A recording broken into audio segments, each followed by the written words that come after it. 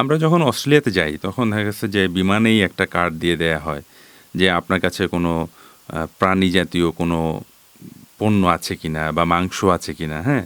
So এইটাও কি সেই বায়োসিকিউরিটির একটা পার্ট? এটা খুব ইম্পর্ট্যান্ট একটা পার্ট। এটাকে বলে আপনার এই অস্ট্রেলিয়ান বায়োসিকিউরিটি, যারা এয়ারপোর্টে ওরা কন্ট্রোল করে।